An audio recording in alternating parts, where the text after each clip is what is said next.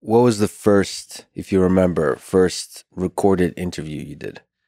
Well, like my first grade teacher, Mrs. Claudia, this is back in the day, like I was telling you, we just asked her about her life in Colombia and stuff like that. But I didn't really get into actual journalism until my 9th grade year. I had no idea I had an interest in it. Before then, I wanted to be a rapper. It was all about hip hop and meditation and picking psilocybin mushrooms in public parks and stuff like that. That's what I was into. That's a lot. Psilocybin, meditation, rap, public parks. Yeah, I was making like conscious rap music. Like I was to the point where I had like 4 dream catchers hanging above my bed, Alex Gray painting on the wall, tapestry on the ceiling, just scribbling rhymes down all the time. So you said somewhere that you sucked at school. Okay, well, let's step back a little bit. So I had this amazing journalism course in 9th grade. I went to an alternative high school, and the teacher was named Calvin Shaw, and he was just like, I ended up taking his class all 4 years, and he used to let me actually leave school. Like, I didn't like going to school, so he'd let me basically go around Seattle and do different interviews with people as long as I could come back by the end of the day and write a story for his class, and he'd mark me as present. So the first article that I wrote was about the Silk Road and the deep web. Because, as a 9th grader, when I discovered the hidden wiki, I thought that I was like really tapping into like the most secret society, elite level black market in the world. And so if you remember, they had that hidden wiki link that was like hire a hitman, and so I messaged them and I was like, all right, I want to get someone killed at my school. Like, how much is it going to cost me? Yeah. And I published my interview with the hidden wiki hitman, who was probably a Fed or something, but who knows? And that my first article was called like Inside the Deep Web, a conversation with a hitman. That's nice. Yeah. I mean, you were fearless even then. I mean, I was hiding behind a Tor browser, so there's not much fear to be had. Oh, so it was anonymous. It was anonymous, but I did publish it under my name. So you're right. I could have been in danger. I also saw that you said you took too many shrooms when you were young, and that led you to have hallucinogen persisting perception disorder, HPPD. Can you explain what this is? Well, that condition is classified by persistent visual snow, floaters, morphing objects. Like I see them right now. I see them all the time. The snow is in the room. The snow is definitely in the room. It's all over you. And basically, it wasn't that I took too many shrooms. I think that I took about an eighth of senescence mushrooms, which are the ones that come from the earth instead of cow shit. And I took an eighth of those at my friend Toby's house, and which is a normal amount, but I was in 8th grade. So I woke up the next morning with these extreme, visual distortions, and I thought that it would go away. I tried to make it go away, but there's really no cure for HPPD. It's a lifelong condition, so it's just a matter of dealing with it and realizing that it is only visual. So when people ask me, hey, I have HPPD, how do I cope with it?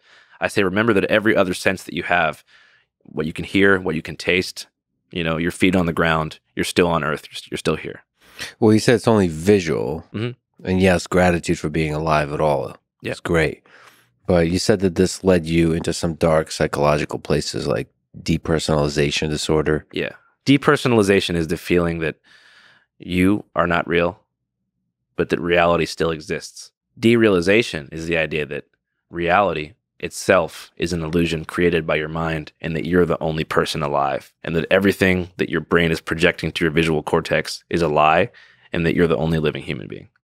Both are pretty intense. HPPD creates both of those things. And so when I've talked to people who have the condition, it's really either or, but more than 70% of people with HPPD fall into either category. They're both coping mechanisms for I don't know what really happens. I talked to a researcher once named Dr. Abraham. He lives in upstate New York. He's the leading scientist when it comes to HPPD research. He's the only one who actually seems to care about finding a cure. And the only known treatment right now is alcohol and benzodiazepines. That's not good. Right.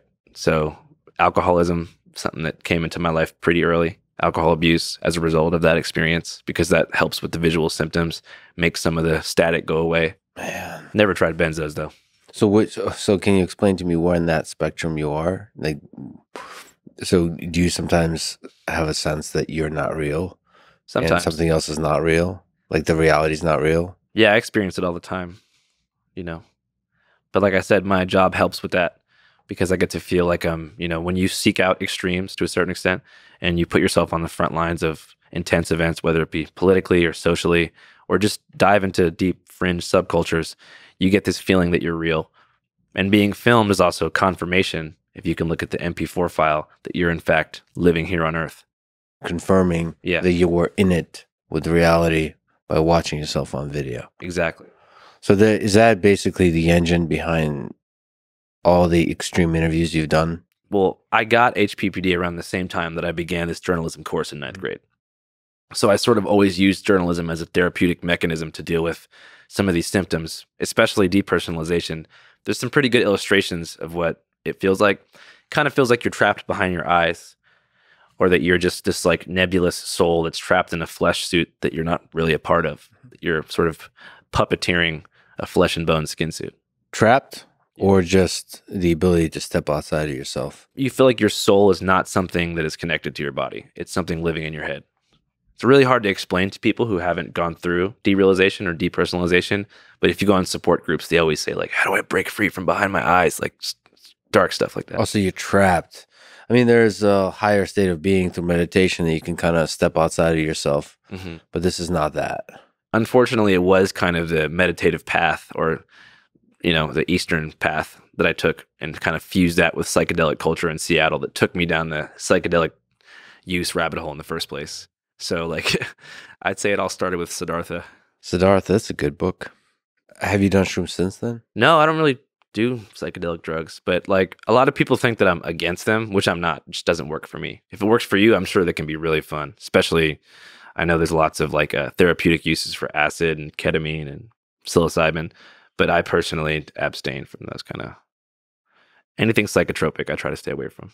Drinking a bit?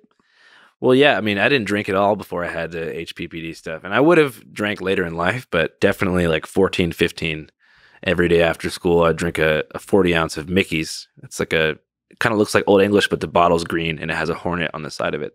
Just kind of became a ritual just to deal with the anxiety of that situation. And it made the snow go away? Yeah, alcohol really works to suppress HPPD symptoms.